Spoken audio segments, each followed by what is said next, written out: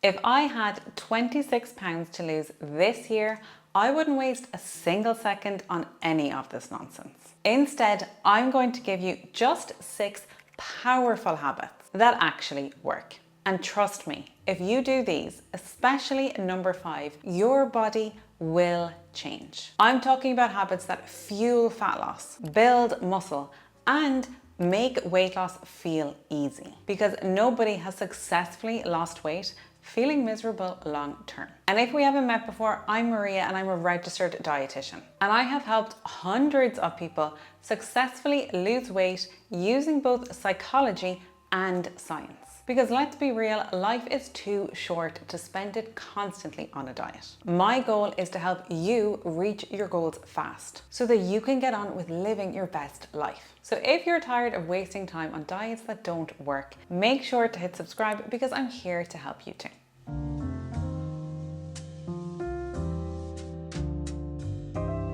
Now, habit number 1 is knowing your personal carbohydrate code, because carbs are not the enemy. However, knowing how many work for your body, that is the game changer here. And carbs are the food group that I do see most of my clients typically overconsume. And I used to struggle with this too. Growing up in Ireland, breakfast was very typically a bowl of cereal with a side of toast.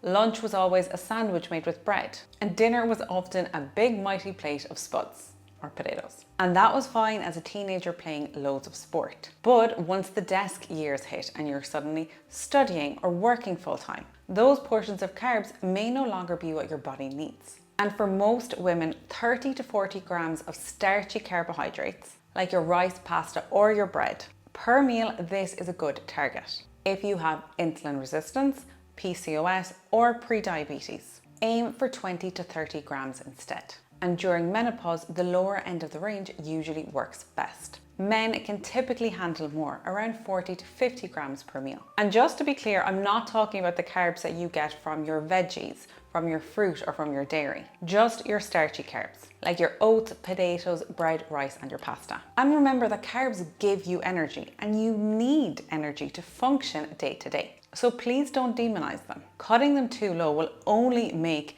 trying to stick to a healthy eating plan miserable. What I would suggest is front loading your carbohydrates. Many people, they over optimize for protein at breakfast. And while that's important, they forget about carbs. Then lunch, again, typically they try to have something light. And dinner, or that evening meal, is where people have big portions of rice or pasta or potatoes. However, this is the wrong order to do it. You are more carb sensitive earlier in the day. And this is also when you need the energy, not before you head into bed for the night. So if anything, I would be encouraging you to have a bigger serving of carbohydrates at breakfast. I always have a big, generous serving of oats. And I always have a good amount of carbs at lunch. And it's actually that evening meal that has the most modest amount of carbohydrates. But a lot of the diets that you're going to see out there on the internet, they push very low carbohydrate diets, like some even less than 50 grams a day. But this is not practical or sustainable, and it's one of the reasons people are always falling on and off diets. Your body needs at least 130 grams of carbohydrates every single day simply just to function. And after that, it can be quite personal. It depends on how active or how much exercise that you do. It depends on your metabolism and your personal preferences. Some people feel and perform so much better when they include a lot more carbohydrates, while others, like those with PCOS for example, tend to do much better on the lower end. It's all about finding your sweet spot and adjusting until you feel energized, satisfied, and most importantly, consistent. And for context, around half a cup of oats is 30 grams of carbohydrates. 2 slices of whole grain bread is also 30 grams of carbohydrates. And 1 cup of rice is 45 grams of carbs.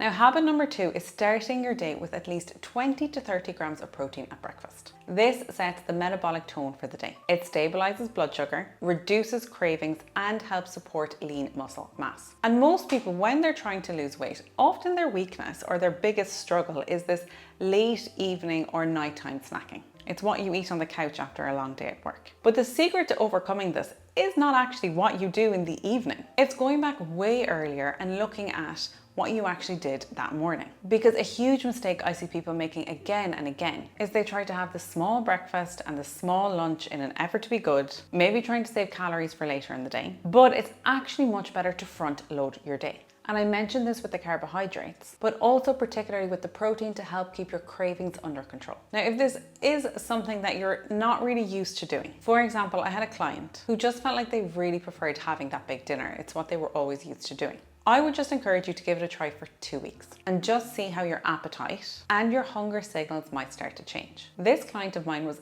blown away at how she was actually able to say no to snacks in the evening without feeling deprived just from this one change. I've also had clients say that after implementing this, for the first time ever, when they're offered biscuits or a cake or something sweet mid-morning at work, they did not want them. And not in a way like, oh no, I'm trying to be good, I'm trying to watch my weight. In a way that they genuinely were just full from their breakfast and had no interest in them. And by doing this, you're also just much more likely to have a better day because you will have more energy and you won't be hungry. So you'll be a nicer person to be around, which is a win-win for everybody in your life. And some solid options are, I have this high protein overnight oats recipe. You can make it with milk or Greek yogurt, and you can, if you want, add protein powder. You don't have to. Cottage cheese is another very versatile one. It's great on toast, in baked goods, or even made into puddings. Then you can have eggs. You can bulk them out with egg whites or have some turkey sausages. There are endless breakfast options. But I have loads of high protein recipe ideas over on my Instagram, so I recommend following me there. And I also have a free recipe ebook, which I will leave linked down below in the description box for you. Now, the next habit that I really want you to start is to begin lifting weights 3 to 4 times a week, but even just 1 to 2 times a week when you're getting started. Strength training will improve your metabolism, increase your muscle mass, and improve your insulin sensitivity. And the best part is that unlike cardio, which only burns calories while you're doing it, lifting weights helps you burn calories all day long. And if you're a woman and you're worried about lifting weights making you look bulky, trust me, it takes a lot to get there. Building muscle is way harder than many people realize. In fact, adding muscle will help you lose weight because muscle burns more calories than fat tissue. And when people talk about either having a fast or a slow metabolism, a big part of that comes down to how much muscle they have.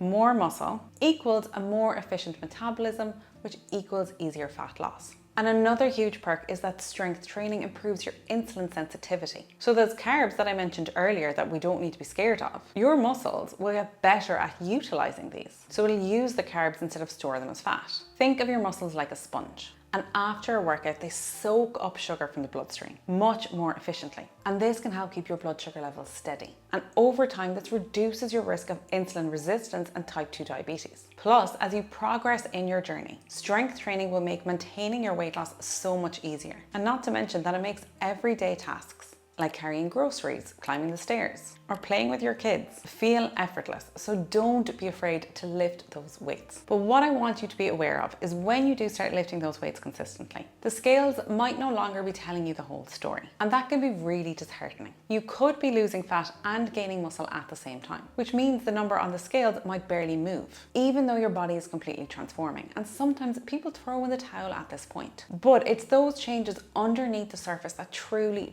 matter. It's no longer about weight, it's about body composition. And that's where I want to mention the sponsor of today's video, which is Hume Health. I've been using their Body Pod Analyzer to track my muscle mass and fat mass instead of just looking at my weight. And it gives you a much more accurate picture of your progress, helping you stay more motivated. And this was really helpful to me this year when I was doing a lot more training in preparation for my wedding day. And what I particularly like about the scales is that it has handles. So it measures from both the top and bottom of your body. It even gives you a visual breakdown using a humanoid diagram, showing muscle and fat distribution across your arms, legs, and core. And that is so valuable because we all carry weight differently. Some of us hold more around the stomach, others in the hips or thighs. So being able to see those specific changes is a big motivator. Now, the gold standard for measuring this is a DEXA scan. However, because DEXA scans use radiation, you ideally don't want to be having this done more than once every 1 to 2 years. Plus, DEXA scans are not accessible to everyone. The Body Pod syncs with Apple, Fitbit, and has its own app. And it uses AI to give you gentle suggestions on what to focus on next. Sleep was a big one for me. I've linked it in the description box below along with my discount code MARIALUCEY. My discount code is valid for 7 days and it stacks on top of Hume's sale. So you can save up to 50%. And if you're in the US, it's HSA and FSA eligible too. So you might even get it covered by your health insurance. Now, we can't talk about weight loss without talking about fiber. Fiber really is a secret hack for losing fat. It's not all just about the protein. So fiber-rich foods like your fruits, your vegetables, your whole grains, your nuts and your seeds, these all involve a lot more chewing, which makes a much bigger impact than you might think. If you imagine every time you chew, this sends signals to your brain, telling you that it's starting to feel full. And when we chew more, we increase the saliva and gastric juice that we're producing, and that can result in expansion of the stomach. So in other words, the stomach is filling up to say now I'm feeling full and naturally making you eat less. It's like a balloon being blown up with air. We also don't absorb many of the calories that we get from fiber. So if you look at a tin of sweet corn, for example, let's just say, for example, that on the back of the tin, it says it contains 100 calories. Your body doesn't actually absorb all 100 of those calories. In fact, some people will notice some of that sweet corn in the toilet a few hours later. Some fiber also slows the rate at which food leaves the stomach. And the longer your stomach is full, the longer you feel full. But fiber goes beyond the bulk that it provides. It also feeds our gut microbiome, which is quite famous these days. But the bacteria in our gut, they can produce chemicals, which can have a knock-on impact on our mood, on our food cravings, and even how easy or hard it is for some people to manage their weight. And to convince you even further about fiber, research shows that the addition of 14 grams of fiber into someone's daily diet was associated with a 10% decrease in calorie intake and a weight loss of about 2 kilos over almost 4 months. So in other words, add 14 grams of fiber every day to your diet, and over the course of a year, that could be 6 kg of weight loss. So yes, you can actually focus on adding more foods into your diet and losing weight. And what does this amount of fiber look like? Well, lucky for you, I do have a free fiber resource with a table of all the best containing fiber foods and a sample meal plan, which I will leave linked in the description box down below for you. Now, the next habit is so simple but so effective, and that is to walk more. Because losing weight is not about hours of cardio, but it is about getting in more movement every single day. For a lot of people, they start running or HIIT classes or cycling, and they're often not as effective for weight management as people may think. High intensity or long form cardio. These workouts, when you're on a diet, yes, they burn calories in that moment, but they can also leave you feeling a lot hungrier later on that day. Now, I'm not saying not to do them and that they're not good for you. And if you do really enjoy them, I would keep them up. But if your goal is losing fat, and if you're doing a lot of cardio, you probably will have to increase your food intake, or your body will start screaming for food in the form of cravings. So a much more straightforward approach, and what's more achievable for a lot of people, is looking at your daily steps every day and slowly increasing it. So if you do 3 to 4K steps a day, for example, try to bring that up to 7 or 8,000. If you already do that, you could bring it up to 10. Because our NEAT, which is the calories that we burn doing daily activities, is a much bigger consumer of calories than the calories that we burn in a 45-minute HIIT class. So you will get more bang for your buck by targeting this. Plus, walking has huge benefits for your mood and your mental health. And this will have the knock-on effect of helping you feel more energized and then wanting to make healthier choices. Think about it. If you feel crap, you kind of want to eat like crap. But if you get outside for 10 minutes of fresh air and a brisk walk a few times during your day, you're going to feel so much more energized and motivated to reach your goals. And the best part is that you don't need to chase ridiculous step goals. You don't need to be trying to get 20,000 steps a day. In fact, I've talked about the constrained energy model before on this channel. And basically what that means is if you're not doing very many steps a day right now, for example, if you just go from 3,000 to 8,000 steps, that will have huge benefits for you. And even bumping that up to 10 to 12,000, that will help a bit more. But beyond that, the benefits then start to level off because our bodies start to adapt. So taking some small, I like to call them snack walking breaks, multiple times throughout the day is easy, good for your mental health and your physical health.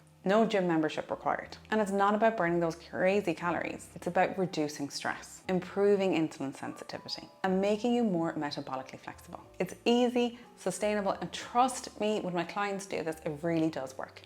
Now, the last habit that I really want you to focus on this year is to eat with intention.